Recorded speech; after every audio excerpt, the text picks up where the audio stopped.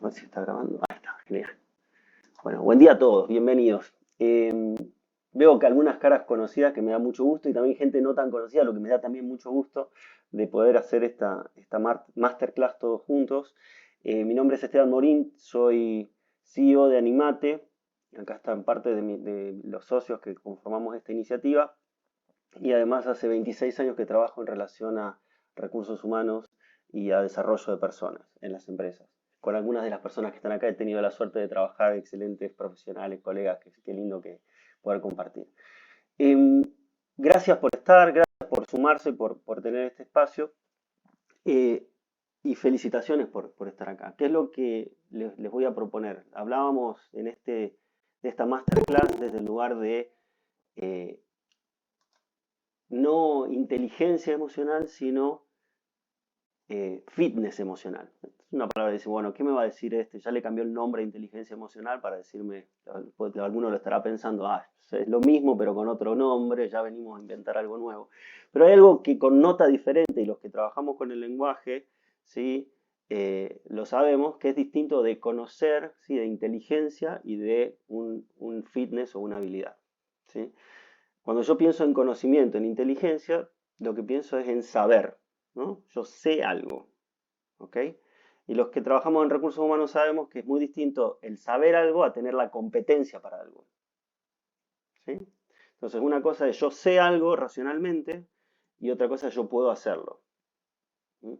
Entonces, cuando pensamos en fitness, y por esto viene el concepto, es yo puedo entender un proceso, lo puedo sentir y comprender, pero otra cosa es que tenga el músculo, ¿sí? La memoria muscular, como dicen los deportistas, la memoria muscular para ponerlo en juego en el momento justo. Y esa es la habilidad, ¿no? O la competencia para. ¿Sí? Yo siempre traigo un ejemplo extremo para que no nos olvidemos de esto, yo puedo entender de fútbol y hay un montón de gente en Argentina que entiende de fútbol. Yo traigo ejemplos de fútbol porque no sé nada de fútbol. Entonces justamente sirve para hacer algo que no tiene nada que ver conmigo, ¿eh? No sé absolutamente nada de fútbol, no sé las formaciones de ningún equipo. Cuando viajo por Latinoamérica es la típica pregunta, bueno, ¿de qué equipo sos? Y digo, no sé, fútbol, me miran como raro, ¿qué argentino sos que no sabe fútbol? Pero en cualquier deporte, ¿sí? Yo puedo entender de fútbol, entender las reglas del juego, saber la técnica para patear una pelota, pero de ahí a tener la habilidad de jugar como Messi o como otro, no, es un distinto cantar, ¿no?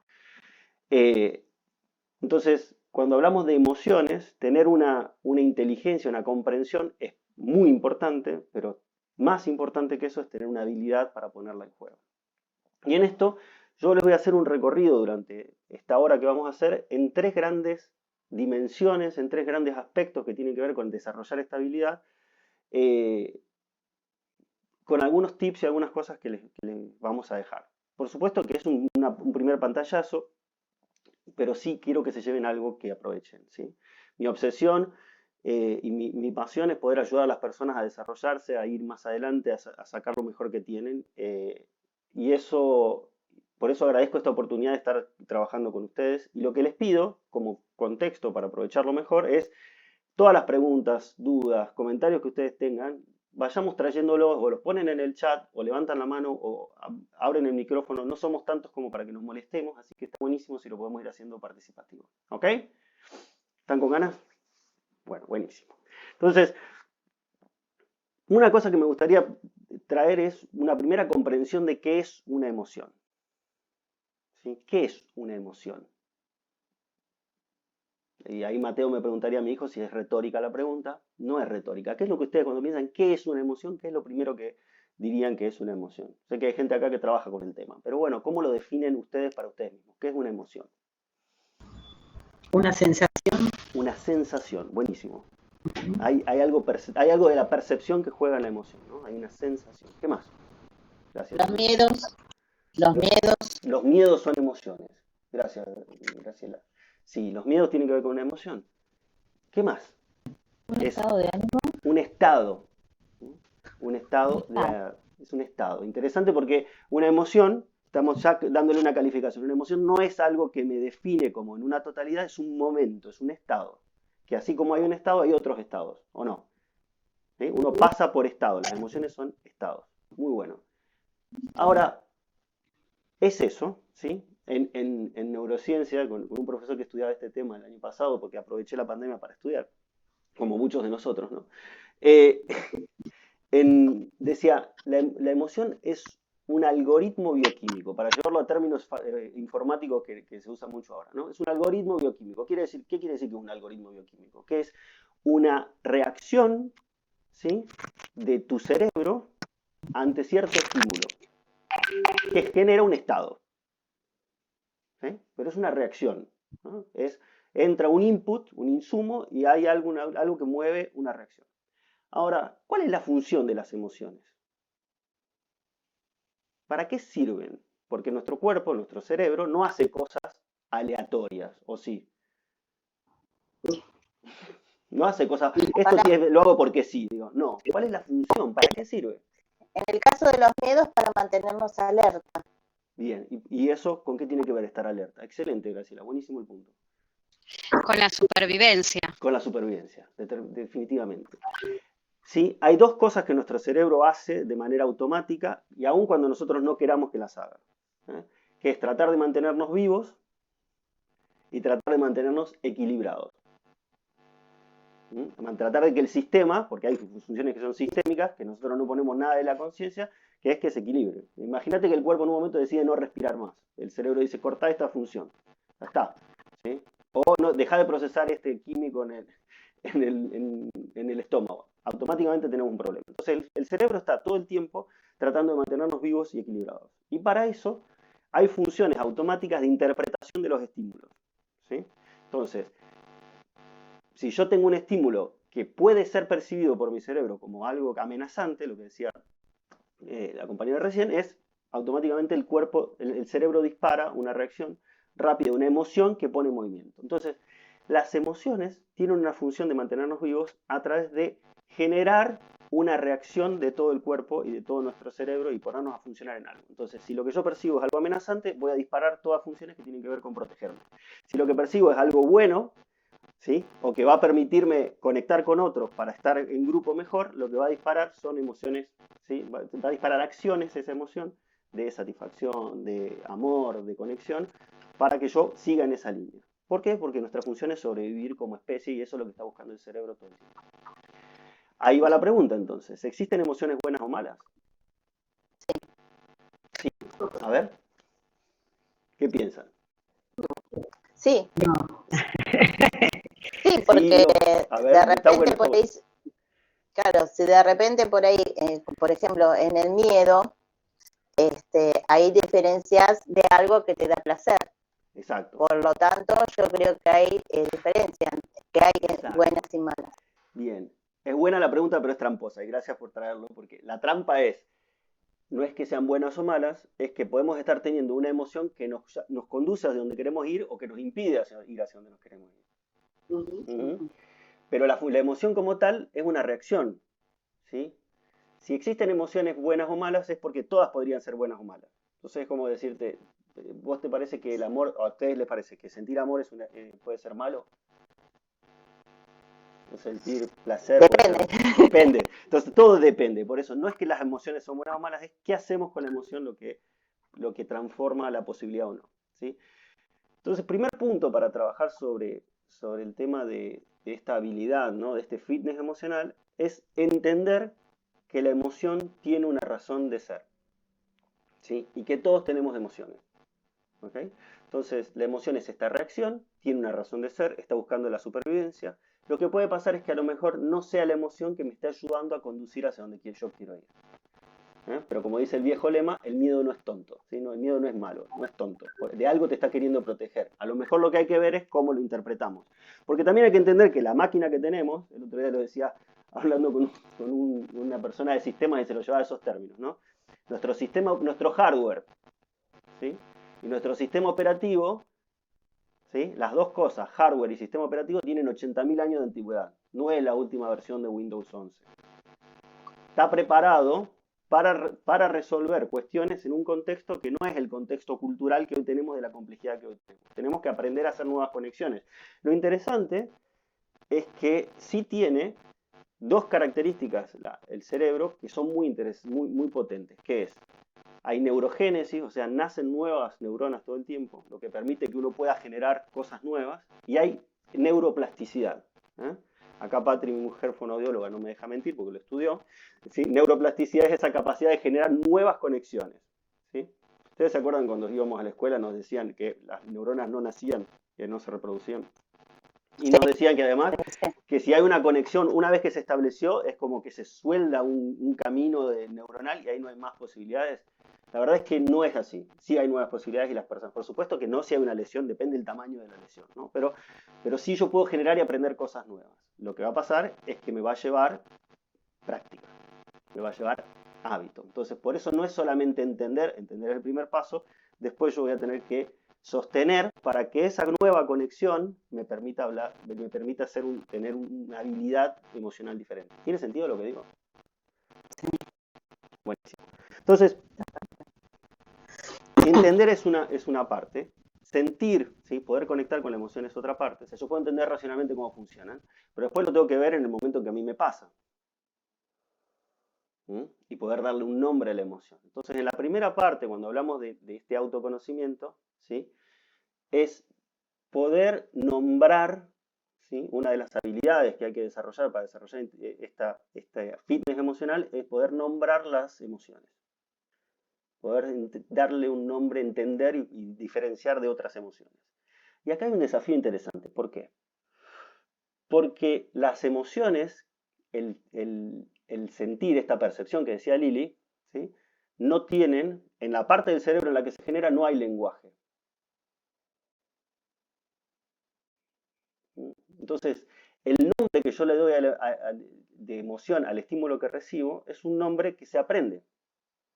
Y que lo aprendemos de chico. Ah, estás triste. Ah, tenés sueño. Ah, tenés hambre. Ese nombre de la emoción lo vamos aprendiendo culturalmente. Y lo podemos reaprender y reconectar, que esa es la segunda habilidad, que ya me estoy adelantando por mi propia ansiedad, pero ya voy. Entonces, la primera parte es poder entender el nombre. Porque eso hace a que yo pueda conectar. Lo interesante es, los nombres, la parte del lenguaje están en la zona, ¿sí? Cortical o neocortical, mientras que la emoción está en la parte central, digamos, en el cerebro límbico, o pegado al cerebro límbico. Si yo conecto la emoción con un nombre, ¿sí? Cuando lo puedo nombrar, y ustedes me díganme si no es verdad, cuando yo digo, lo que me pasa es que estoy triste, esa emoción que te puede estar sobrepasando, en un momento es como, ¿sí? Es el poder de la aceptación, es como que, bueno, es esto lo que me pasa. No es que hago así, pero ya empiezo a bajarle tensión. Porque hay otra característica del cerebro que es interesante. El cerebro ocupa entre el 4 y el 8% de la masa corporal, pero consume entre el 20 y el 40% de la energía del cuerpo. ¿Sí? Entonces, hay una función de autorregulación del cerebro que es que tiene que apagar zonas para encender otras. No puede prender todas. Se prende fuego, además es como una central eléctrica. Entonces, necesita apagar zonas para prender otras. Entonces, cuando nosotros decimos, le damos un nombre a una emoción, toda la energía que estaba puesta en la zona límbica, o parte de esa energía, se va hacia otro lugar. Y entonces la intensidad de esa emoción disminuye. Lo paradójico es que cuando la emoción es positiva, y yo puedo positiva en el sentido de que me está llevando hacia donde yo quiero ir y construye, si yo conecto con el nombre de la emoción, la puedo incrementar. Es el orgullo que siento y es ¡pum!, va hacia arriba, ¿no? Qué bien que me siento, qué satisfecho, qué lindo esto, y empieza a moverse en positivo. Entonces, aceptar es parte de esa conexión, pero tiene una función, una conexión ahí. Pero no me quiero ir acá. ¿Tiene sentido esto? ¿Sí? Entonces, primer punto, y ya para llevarse una herramienta.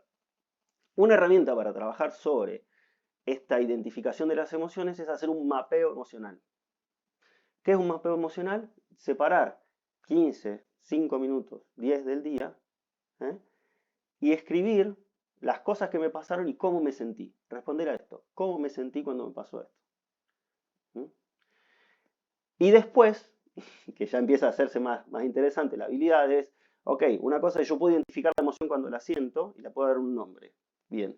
Ahora también puedo empezar a identificar cuáles son mis disparadores, los triggers. ¿Qué cosas o qué situaciones o qué estímulos disparan qué emociones? Entonces, si la emoción ya está, ok. Ahora, ¿qué fue lo que lo causó? ¿Hay un patrón en cierto tipo de cosas? ¿No? Encontrar ciertas cosas desordenadas, los que somos más TOC, ¿no? Ciertas cosas desordenadas nos disparan ciertas emociones. Cierta palabra que usan para referirse a mí, ¿sí? Cierto comentario me dispara cierta emoción. ¿Mm? Para un lado o para el otro. Ciertas cosas que pasan en el país, ¿no? Me disparan ciertas emociones. Entonces, ¿cuáles son los patrones que me disparan emociones? Porque eso empiezo a poder empezar a anticiparme. Y eso me da otra habilidad en el manejo en la gestión de la emoción. ¿Ok? Esto como dos herramientas para entender. Y otra que empieza a hacer ya para empezar a transformar, que esa es la otra clave. Yo entiendo el proceso, después puedo empezar a hacer nuevas conexiones, ¿sí? Es entender, y lo hablaba en una entrevista que hacíamos el otro día con Marcela, una periodista que trabaja en temas de emprendedorismo y demás, y me decía, le digo, hay una cosa clave que es entender que siempre que hay una emoción, ¿sí? Y hay un disparador, hay una historia que yo me estoy contando que dispara esa emoción. Hay una historia, hay un relato, ¿sí? Que a veces está oculto, no es perceptible, la gran mayoría de las veces está oculto, ¿eh? Pero hay un relato que dispara la emoción. El tema es, yo no puedo trabajar sobre la acción si no veo la emoción. No puedo trabajar sobre el comportamiento si no veo la emoción. No puedo trabajar sobre el relato si no entiendo cuál es el disparador y cómo lo qué está pasando. Para poder transformar el comportamiento, que es lo que yo quiero, al final es, quiero sentirme mejor, quiero hacer las cosas de otra manera, quiero transformar lo que estoy haciendo, yo tengo que entender la emoción, que es el motor de ese movimiento. Para entender la emoción tengo que entender el relato, que es lo que dispara la emoción. Y generar otra posibilidad de relato, ¿no? Que es esto de reinterpretar las cosas. Y hay un ejemplo que a mí me gusta mucho, que es que lo trabajó Simon Sinek, que es un tipo que se los recomiendo para temas de liderazgo y de influencia y de motivación. Y Simon hizo un estudio sobre atletas de alto desempeño en las Olimpiadas, ¿ok? Y hablando de las señales del cuerpo, ¿ok? ¿Cuáles son las señales del miedo? Díganme ustedes cuáles son las señales del miedo. ¿Cómo me doy cuenta que una persona tiene miedo? O que yo tengo miedo. ¿Qué me pasa físicamente? Puede ser que haya un temblor en el Un cuerpo. temblor en el cuerpo, por ejemplo. Sí, esa sensación así. ¿Qué más? Empieza a transpirar. Transpirar. Como por ejemplo yo, 2 minutos antes de que fuera la charla de hoy, ¿no? Transpirás, ¿sí? O cambia el color de la piel. Cambia el color de la piel, te sonrojás, ¿viste? Palpitaciones. Palpitaciones, se acelera el corazón. Todo eso tiene que ver con el disparo de cortisol, adrenalina, noradrenalina, que son respuestas emocionales al ataque o al miedo o a la amenaza.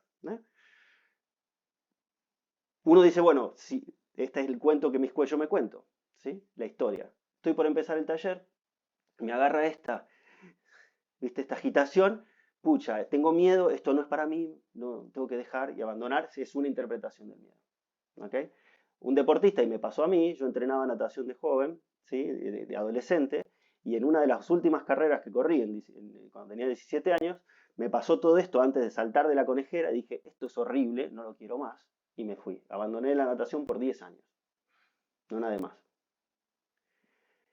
Ahora, ¿cómo lo interpreta un deportista de alto desempeño? Le preguntaban a los chicos, a los atletas, previo al momento de salir, de la última pelea, de la última carrera, del último evento deportivo, y ellos le preguntaban, ¿tenés miedo?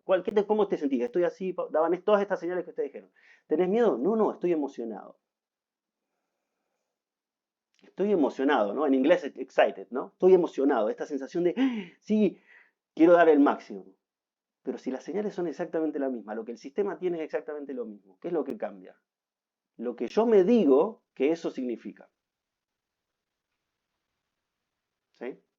Entonces, por ejemplo, con los talleres, y acá Gladys me conoce, trabajamos talleres desde que tenía 23, 22 años, esa emoción de ese nervio que pues yo podía decir, bueno, esto tiene que ver con que no sirvo para esto, que al final no es lo mío, esto es la tensión que yo tengo porque quiero hacer lo mejor posible, porque quiero que este taller salga buenísimo, que la gente salga contenta con lo que se lleva, que aproveche al máximo, dejar todo lo que yo tengo en este evento.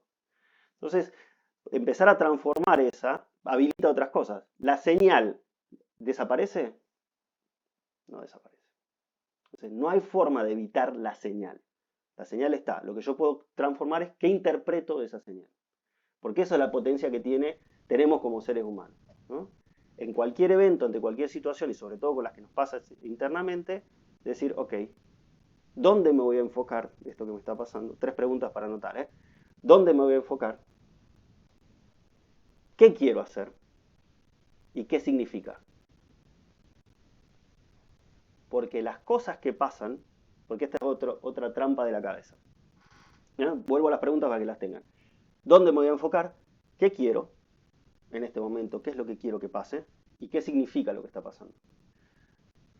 Una trampa es lo que pasa me genera una emoción, o lo que pasa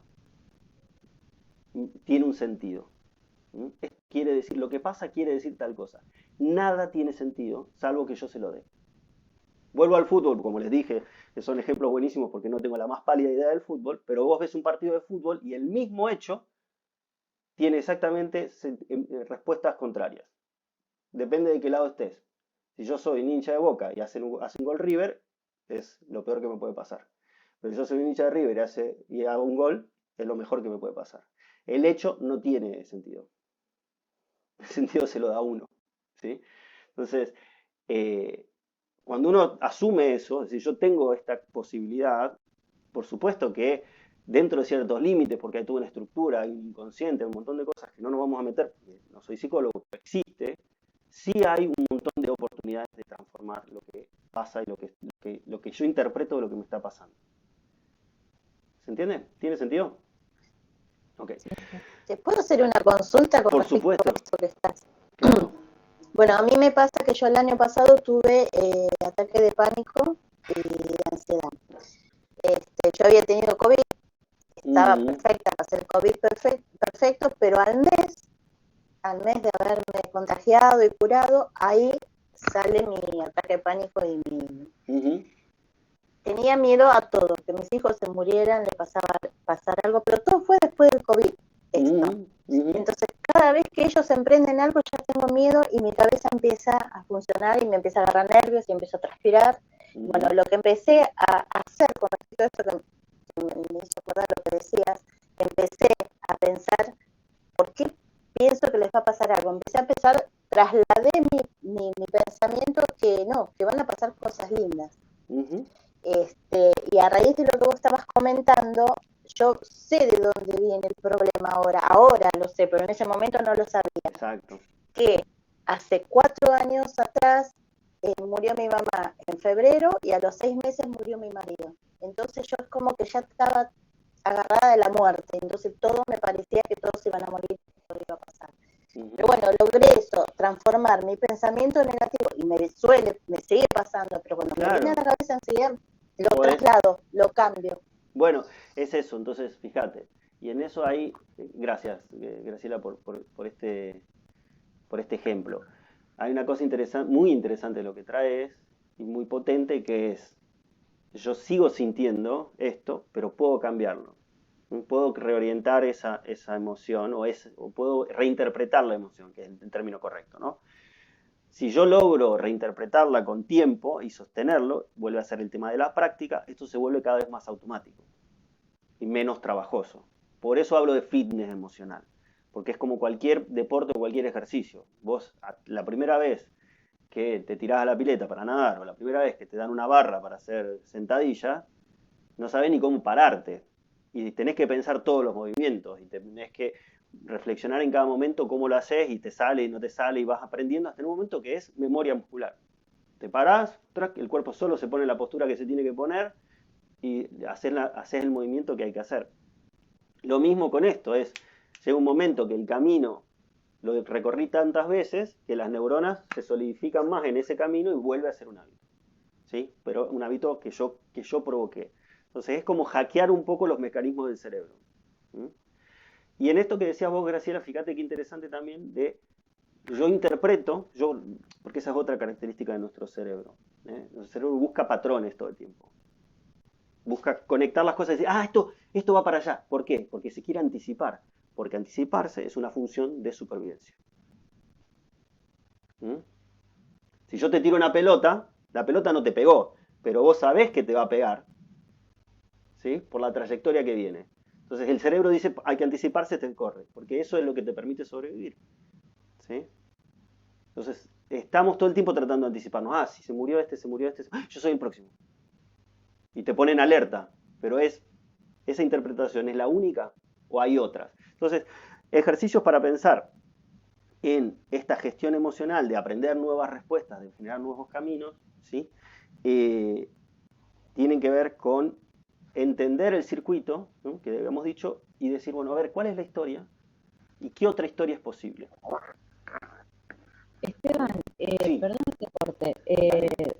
Bueno, esto entiendo que partimos desde la interpretación y ahí generamos la emoción. Exacto. Pero también entiendo que hay un montón de emociones. ¿Qué pasa? Nosotros conocemos pocas, 5, 6, 7. O sea, las acumulamos en un todo y no es así. Entonces, está buenísimo de sumar, como decís, de pararte, pensar cuál es esta emoción puntualmente, qué es lo que me está pasando. Y por otro lado, me parece muy importante sumar esto de cómo me quiero sentir. O sea, trasladar esa emoción disfuncional a una emoción funcional que nos haga bien. Claro. Y repetirla. Me parece que la repetición, el hábito, como vos decís, que se instala dentro de los 21 días, a partir de los 21 días se instala el hábito, es genial, porque cambiamos un montón de cuestiones que las tenemos instaladas. Bueno, gracias, Lorena, por este complemento, y me hiciste acordar algo que quería comentar y que no lo había dicho, así que buenísimo. Gracias por todas las intervenciones, están ayudando un montón. Hay una cosa fantástica, esto es lo que empiezo por lo último. Yo puedo cambiar un hábito, solo necesito 21 días. ¿Sí? Necesito 21 días. 21 días de una constancia de hormiguita hace la diferencia total en la química del cerebro. Cambia la estructura del cerebro. Eso es lo interesante. Está comprobado. Muy, muy fuerte. Y la otra es cómo me quiero sentir, ¿sí? Y de nuevo, qué es lo que quiero que pase. Y cambiar algunas preguntas que son tramposas, ¿no? Muchas veces uno dice, ¿por qué me siento así? ¿No? Y el por qué puede ir a buscar la explicación, pero muy probablemente no te ayude a encontrar una solución. A veces solo llega hasta el punto que te dice, ¿y es esto? Ajá. Es muy poderosa la pregunta del por qué, pero a veces es solo indagación y no te permite salir. Entonces, no digo que la eliminemos, pero que además del por qué, porque también el por qué puede ser una forma de justificar la no acción, el no cambio. Ay, ¿por qué yo no puedo hacer dieta? Y porque soy un vago y un gordo de alma y entonces listo, ya está. Ay, ¿por qué yo no puedo entrenar? ¿Por qué yo no puedo sentirme diferente? Y porque esto ya está instalado y es un trauma y ya está. Y es como justifica el punto en el que estoy. Preguntas más poderosas son, por ejemplo, las que traía Lore, ¿no? ¿Cómo me quiero sentir? ¿Cómo puedo hacer para estar mejor? ¿Qué es lo que necesitaría para? Empezar a poner a la máquina de responder preguntas a responder preguntas más poderosas. Porque se instala la pregunta y el cerebro no para de preguntar, no para de responder. Esa es otra característica. No paramos de responder. Aun cuando no quiera, el cerebro responde. ¿Quieren hacer una prueba? ¿Sí? Yo les voy a decir esto. No me digan, pero ¿qué cenaron anoche? No piensen en qué cenaron anoche, no me digan, pero ¿qué cenaron anoche? La cabeza o no piensen en un elefante. No piensen en un elefante. La cabeza no puede dejar de responder. ¿Sí? Entonces, si yo sé eso, digo, ¿qué preguntas le puedo cargar? ¿Qué preguntas me son más poderosas? Ustedes verán ahí mis post-its, varios de esos tienen que ver con preguntas que yo quiero dejar instaladas para ayudarme a resolver cosas.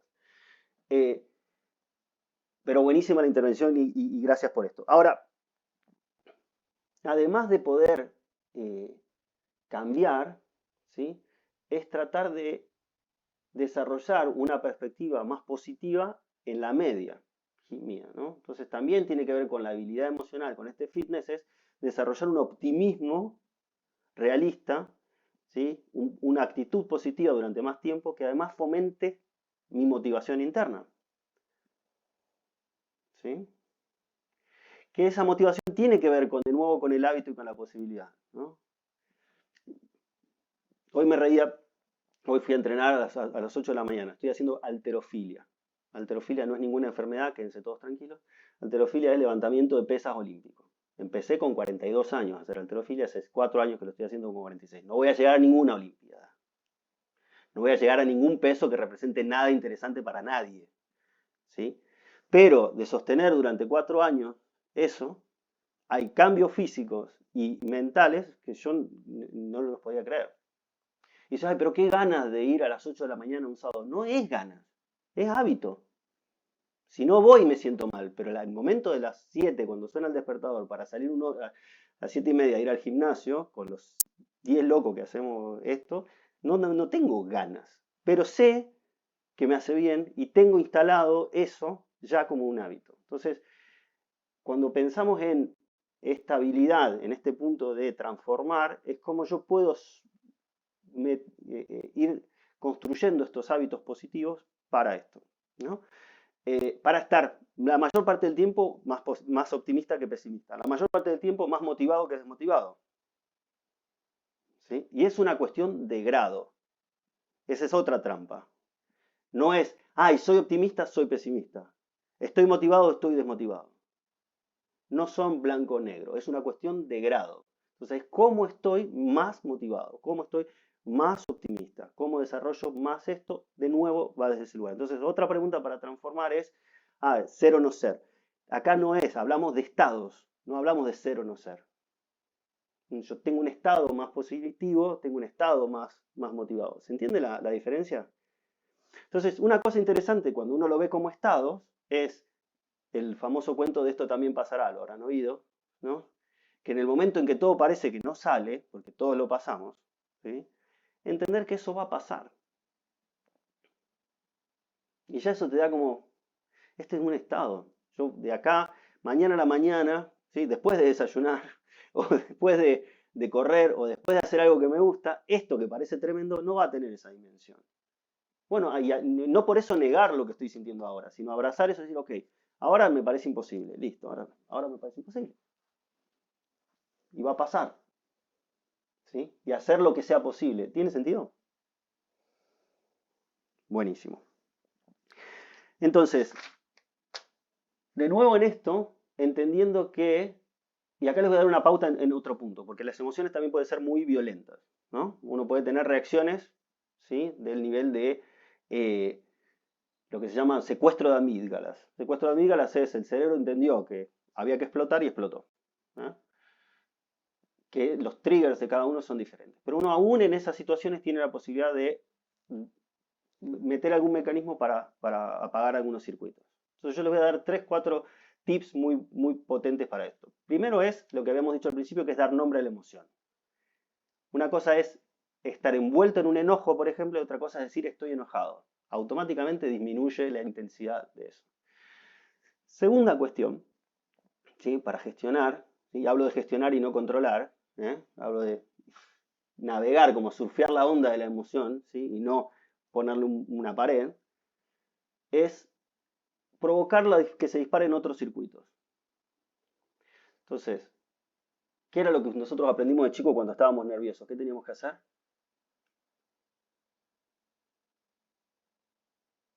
Calmarnos. ¿Calmarnos Si estás cómo? nervioso. Respirar profundo. Respirar profundo, contar hasta 10, ¿sí? Respiración funciona, contar hasta 10 no funciona. ¿Por qué? Respiración funciona porque mueve todo el sistema parasimpático, porque oxigena, porque cambia la frecuencia cardíaca. Entonces yo fuerzo y hago una respiración cuadrada, por ejemplo, un 4, sostengo 4, 4, sostengo 4. Lo hago 2, 3 veces, es otra la frecuencia. A veces no lo puedo hacer, pero lo que por ahí puedo hacer es provocar una cuenta matemática compleja y disparar, ¿sí? Hacer que el cerebro dispare, encienda la parte neocórtex. Si yo hago 1, 2, 3, 4, 5, 6, 7, 8, 9, 10, no pensé nada, es automático y enciendo menos. Pero yo digo 432 más 228 y lo tengo que pensar, por lo menos yo que no soy tan veloz con las matemáticas, eso te va a poner, ¿sí? Va a disparar otra parte del cerebro. ¿Se congeló? ¿Está ahí? Sí, ¿verdad? ¿Se escucha? Sí, se escucha. Buenísimo. Entonces, eso por ese lado. Otro lado para desarrollar, ¿sí? Otra técnica para desarrollar una cuestión de mayor gratitud, de mayor positividad, es desarrollar la gratitud. Y ojo con la trampa. Porque la otra vez lo había hecho este ejercicio y una persona vino y me dice, bueno, yo me quedé pensando en todas las cosas por las que tengo que sentir gratitud. No desde ese lugar. Respiremos, conectá ahora con las cosas por las que vos hoy te sentís grato. En el taller que yo voy a proponer 3 talleres más la semana que viene, que son 3 sábados para trabajar en profundidad en esto. Hay algunos ejercicios puntuales para esto, que tienen que ver con la respiración, con la visualización, con algún ejercicio para retomar cuestiones de gratitud. ¿Por qué? Porque la gratitud cambia la química del cerebro. Dispara oxitocina, dispara serotonina, que bajan la dopamina, bajan el cortisol. Entonces, cuando uno siente gratitud, cambia un poco cómo está mirando las cosas. Acá una técnica muy, muy sencilla. Lo que yo tengo que hacer se vuelve una obligación, ¿sí? Por lo tanto yo lo tengo que resistir. El cuerpo trata de buscar la forma de no hacerlo. Depende de nuestro nivel de disciplina interno o de control, pero no importa eso. El tema es, cuando yo tengo que hacer algo, siempre va a haber una resistencia. Cambiar el tengo que por tengo la oportunidad de. Y fíjense qué pasa con eso. Uy, tengo que cocinar para mi familia esta noche. Me pasa a mí. Bueno, tengo la oportunidad de cocinar para mi familia. Tengo que resolver el taller del sábado porque al final me comprometí y ya se anotó la gente. Tengo la oportunidad de. ¿Sí? Cambia el poder de lo lingüístico. Pero eso va cambiando también la emoción que va disparando la misma acción. ¿Se entiende? La voy reinterpretando. De la obligación a la oportunidad. Bien. ¿Vamos hasta acá? Último bloque. Entonces tenemos entender el proceso, dar un nombre, poder transformar la emoción, ¿sí? Poder darle un nuevo sentido, que es la segunda habilidad, la dimensión de regular las emociones, utilizarlas. Y después están las emociones hacia afuera, ¿sí? hacia cómo yo me proyecto, y las emociones en relación con los otros, con cómo yo me vinculo. ¿Por qué? Porque la capacidad empática tiene que ver con esa posibilidad de conectar con la emoción, del otro, ¿sí? ¿Por qué empatía es diferente de simpatía? Una persona empática, una persona simpática. La simpatía, Perdón, Gladys, y después ya. La empatía es como que estás en relación con el otro. La simpatía te puede dejar afuera. O sea, te haces el simpático, pero estás como en la distancia. Claro. Qué simpático. La empatía para mí, perdón, Dale. la empatía para mí tiene que ver con la internalización de aquello que el otro siente o tiene o sufre, ¿no? Uh-huh. Sobre todo vivencia más que sufre.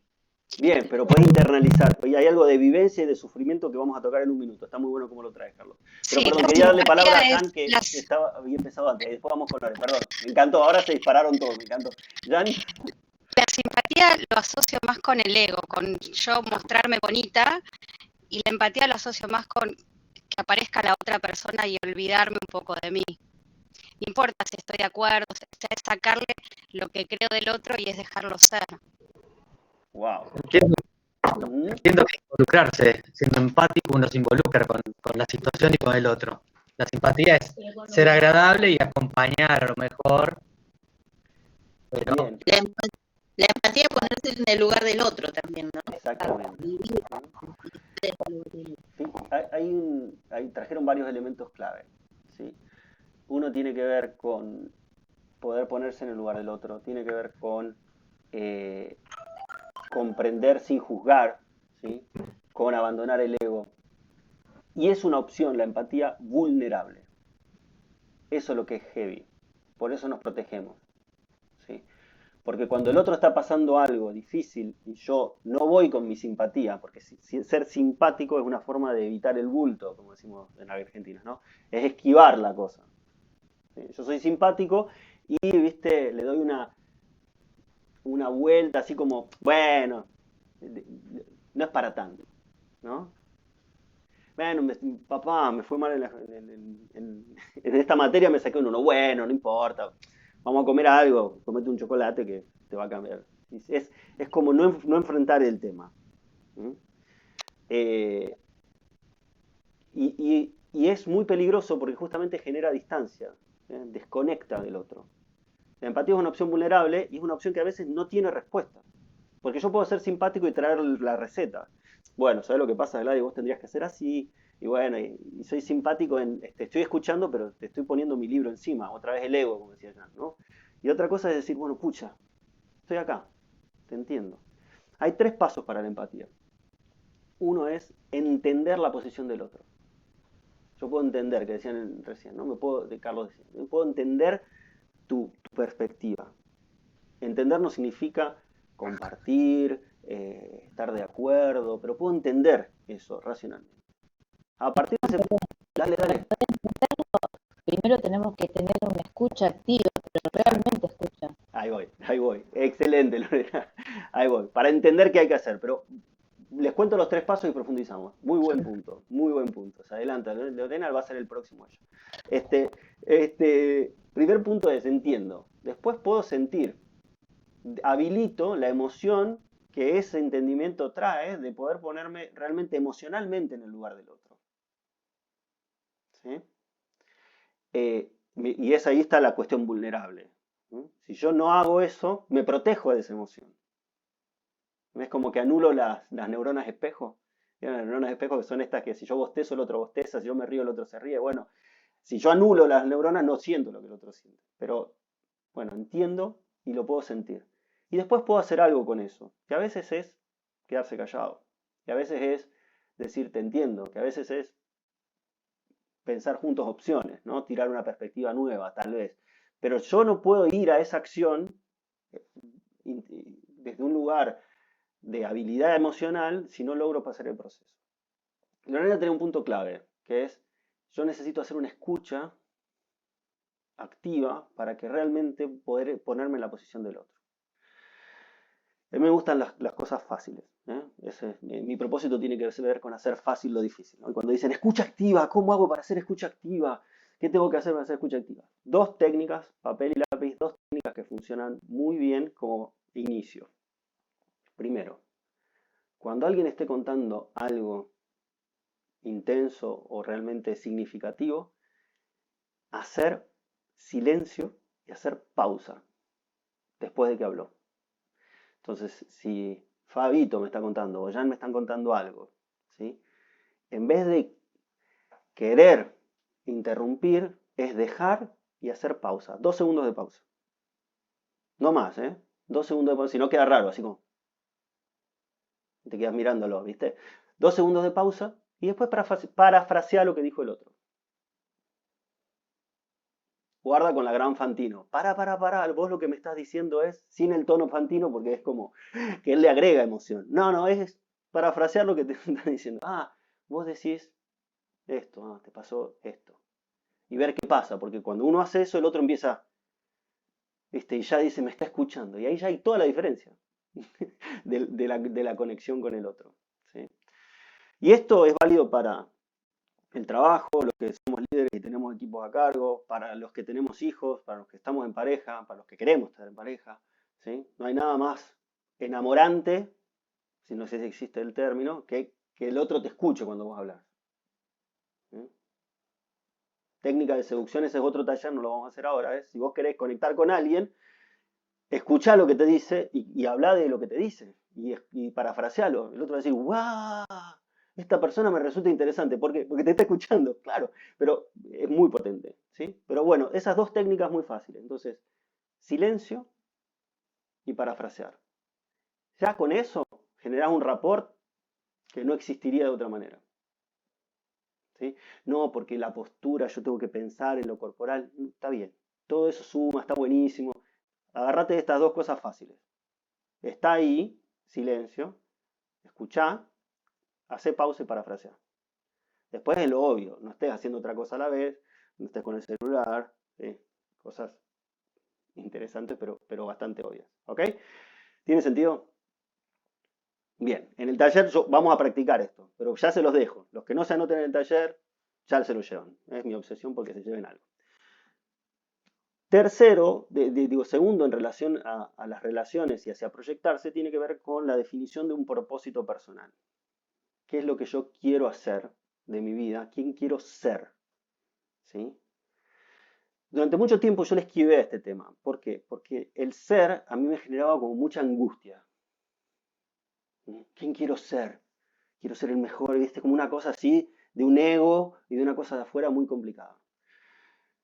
Cuando en realidad la propuesta desde esta mirada emocional es definir el ser en términos de lo que es importante para mí, por un lado, cuáles son mis valores, trabajar sobre eso, encontrar mis valores, y acá desprendo de valores, así como decía Lorena hoy, hay un montón de emociones, hay un montón de valores. ¿Sí?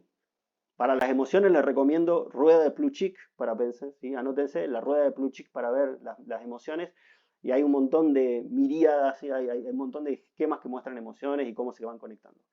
Para pensar en valores, ¿sí? Hay también herramientas que nosotros usamos en el taller, pero hay montones. ¿Por qué? Porque cuando yo digo valores, ¿qué viene a la cabeza de los que hace tiempo que somos jóvenes?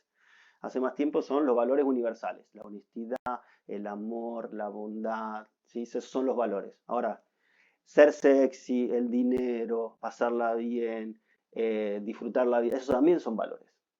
Porque son las cosas que son importantes para mí. Entonces, cuando uno piensa en valores, tiene que encontrar lo que hace sentido para vos.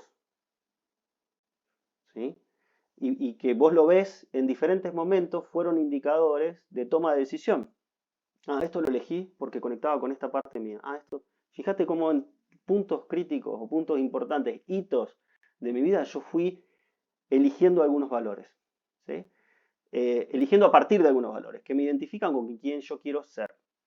Y el otro punto es, además de eso hacia adentro, cuando pensamos en propósito, entender el legado que yo quiero dejar. ¿Cómo me gustaría ser recordado o recordada? ¿Qué es lo que me gustaría que, viste, este mundo o las personas con las que yo tuve interacción profesional, personalmente, familiarmente, recuerden de mí cuando yo me vaya? El test del epitafio, si se quiere, ¿no? La prueba del epitafio. Pero hacerlo consciente y ponerlo en una dimensión de hacia dónde va, ¿no? Con algunos tips, que es un buen propósito no se realiza nunca, no es una meta, no se termina.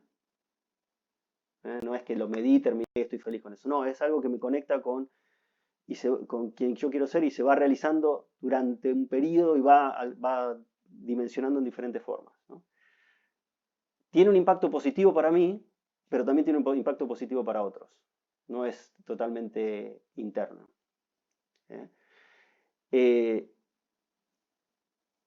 Básicamente, ¿sí? Da sentido y me energiza. Esa es otra cuestión. Yo pienso en mi propósito y es algo que me ayuda a salir de la cama, me ayuda a encarar las cosas que siento dificultad, a darle un nuevo sentido cada día, ¿no? Y el ejemplo del gran psicólogo, psiquiatra que trabajó en esto es el querido Viktor Frankl, ¿no? En El hombre en busca de sentido. Entonces, si yo tengo un sentido, tengo un para qué, puedo soportar cualquier cómo, ¿no? Tomando las palabras de Nietzsche en realidad. Pero él dice, es eso lo que él descubre en los campos de concentración, por los 4 campos de concentración que pasa. Entonces, no importa lo que yo esté pasando o la dificultad, si yo le doy un sentido, y fíjense cómo conecta con el anterior, que es darle un sentido, ¿sí? Reinterpretar la emoción, yo puedo reinterpretar la historia que está pasando. ¿Sí? Entonces, ¿cómo, hacia dónde lo quiero llevar? ¿Cuál es el sentido que yo le quiero dar? Y acá también apalancándonos en el impacto que tiene tener un propósito o una definición de propósito. ¿Sí? Está comprobado científicamente, disminuye un montón de problemas y da un montón de oportunidades a los que trabajan en esta línea. ¿Ok? Esto era lo que yo les quería dejar. 1 hora, 54 minutos a todo vapor. Pero, ¿qué es lo que más allá de dejárselos hoy?